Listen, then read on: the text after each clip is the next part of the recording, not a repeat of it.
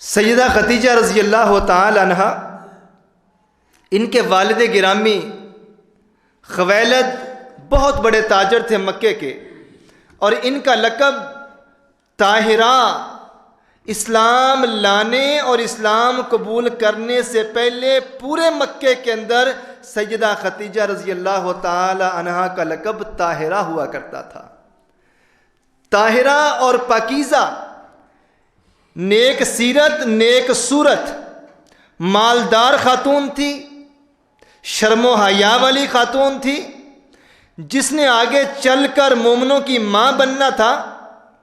اس خاتون نے، اس مومنوں کی ماں نے کبھی زمانہ جاہلیت میں بھی لات اور عزا کو نہیں پکارا تھا۔ زمانہ جاہلیت میں بھی سیدہ خدیجہ اور ان کے والد گرامی خویلد شرک سے پاک تھے۔ سیدہ خدیجہ رضی اللہ تعالی عنہ اس معاشرے میں، جس معاشرے میں یا تو رب کا سرے سے ہی انکار کیا جاتا تھا، یا پھر دوسری صورت یہ تھی کہ اللہ کو رب مانا جاتا تھا، مگر سات بتوں کو وسیلہ ٹھہرایا جاتا تھا کہ ان بتوں کے ذریعے، ان مرے ہوئے لوگوں کے ذریعے ہم اللہ تک پہنچ پاتے ہیں۔ عرب کے معاشرے کے لوگ قرآن کی زبانی ہمیں اللہ رب رحمان بتلا رہے ہیں کہ وہ لوگ رب کو تو مانتے تھے، لیکن ان کے ذہنوں میں، ان کے عقیدے میں، ان کے مذہب میں یہ بات شامل ہو چکی تھی کہ رب رحمان تک پہنچنے کے سے پہلے مرے ہوئے بزرگوں، ان کی مورتیاں اور ان کے بت بنا کے، ان کو دیواروں میں چن کے، پتھر لکڑی کے بت بنا کے ان کے سامنے جھکا جاتا اور ان سے سفارش کی جاتی کہ آپ ہمیں اللہ تک پہنچا دیں۔ لیکن میرے رب نے ہر اس چیز کی نفی کر کے یہاں تک فرما دیا کہ تمہارا رب تمہاری شاہ رگ سے بھی زیادہ قریب ہے۔ اس رب کو کسی واسطے کی، کسی سہارے کی، اپنی مخلوقات کی بات سننے کے لیے ضرورت نہیں ہے۔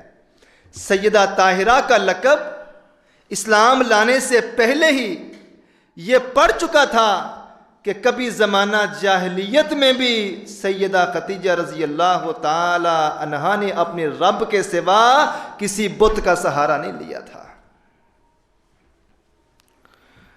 اور دو جگہ سے بیوہ ہو جانے کے بعد مکے کے ہر شریف انسان کی خواہش تھی کہ وہ سیدہ خدیجہ رضی اللہ تعالی عنہ کو پیغام نکاح بھجوائے۔ مالدار خاتون بھی تھی اور تجارت کیا کرتی تھی۔ باپ فوت ہو چکے ہیں تو اس کے بعد سیدہ خدیجہ رضی اللہ تعالی عنہ نے اپنے باپ کے کاروبار کو، تجارت کو سنبھالا دیا، اور مزاربت پہ، نصف مال کے منافع پہ کسی بھروسے مند آدمی کو، تاجر کو مال دے کے مختلف ممالک میں، شام میں بیچا کرتی، اور منافع جو ہے وہ آدھا اس کو دیتی اور خود آدھا منافع رکھ لیتی۔ انہی ایام میں سیدہ خدیجہ رضی اللہ تعالی عنہ نے ایک خواب میں دیکھا کہ ان کے گھر کے اندر، گھر کے آنگن میں، گھر کے صحن میں آسمان سے ایک سورج اترا ہے، اور اس سورج نے ہر طرف روشنی پھیلا دی ہے۔ صرف ان کا گھر ہی اس روشنی سے فائدہ نہیں اٹھا رہا، بلکہ تحت نگاہ پوری دنیا میں اس سورج کی کرنیں اور روشنی پھیل رہی ہے۔ سیدہ خدیجہ رضی اللہ تعالی عنہ نے جب یہ خواب دیکھا، آنکھ کھلی، دیکھا کہ رات کا منظر ہے، یہ میرا ایک خواب تھا، لیکن صبح ہونے تک اکثر خواب انسان کو بھول جاتے ہیں، لیکن سیدہ خدیجہ رضی اللہ تعالی عنہ کا یہ خواب روز روشن کی طرح واضح تھا، چمکدار تھا، بالکل اس میں ذرا سی بھی، معمولی سی بھی کمی نہیں آئی تھی۔ جو دیکھا تھا وہ ذہن نشین ہو چکا تھا۔ صبح ہوتے ہی اپنے چچا زاد بھائی ورقہ بن نوفل، جو رشتے میں چچا کے بیٹے لگتے ہیں اور انجیل کے بہت بڑے عالم دین ہیں، جا کے خواب سنایا۔ ورقہ بن نوفل نے کہا ختیجہ طاہرہ، یہ خواب نہ تو معمولی خواب ہے اور نہ ہی تو معمولی ہے، کیونکہ تیرے اس خواب کے اندر پوری دنیا کو روشنی جس نے پہنچانی ہے وہ پیغمبر آخر الزماں محمد الرسول اللہ صلی اللہ علیہ وآلہ وسلم ہیں۔ تجھے تیرے رب نے یہ بشارت دی ہے کہ تیرے گھر کے آنگن میں نبوت کا نور ایک نہ ایک دن ضرور داخل ہوگا۔ وقت گزرتا چلا جاتا ہے۔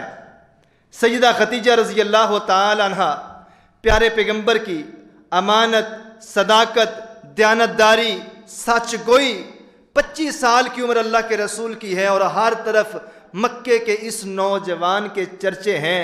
بولتا ہے تو سچ بولتا ہے، کھڑا ہوتا ہے تو حق والوں کے ساتھ کھڑا ہوتا ہے۔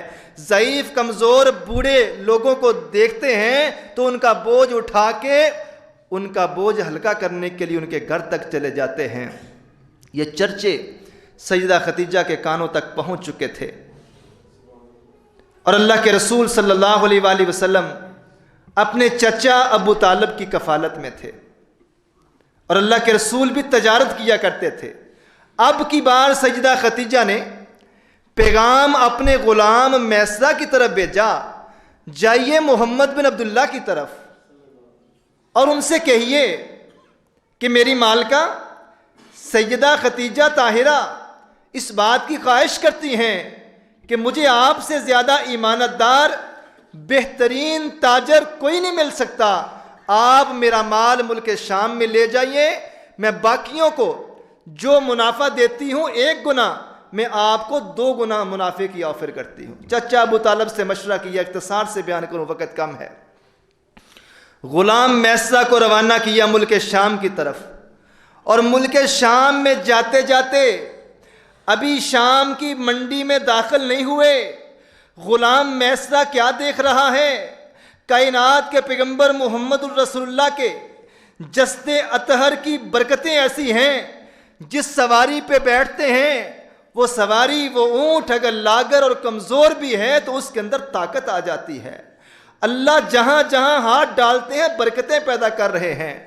اور ابھی شام کے بازار بصرہ تک ہی پہنچے ہیں، ایک سوکھے درخت کے نیچے محمد الرسول اللہ چند لمحوں کے لیے کپڑا بچھا کے، غلام میسرہ بھی ساتھ ہے، آرام کر رہے ہیں، اور ساتھ ہی ایک کلیسے سے یہودی راہب جس کا نام نستورہ ہے، وہ دوڑتا ہوا اپنی کتاب کو، آسمانی صحیفے کو اٹھا کے بھاگتا چلا آ رہا ہے کہ اس درخت کے نیچے آج کون آ کے بیٹھ گیا ہے۔ یوں ہی وہ آیا نستورہ یہودی راہب، آ کے غلام میسرہ کو سائڈ پہ کر کے پوچھتا ہے، یہ اس درخت کے نیچے بیٹھنے والا، آرام کرنے والا شخص کون ہے؟ بتایا مکے کے خاندان بنو ہاشم کا ایک چشم و چراغ ہے، مکے کا نوجوان ہے۔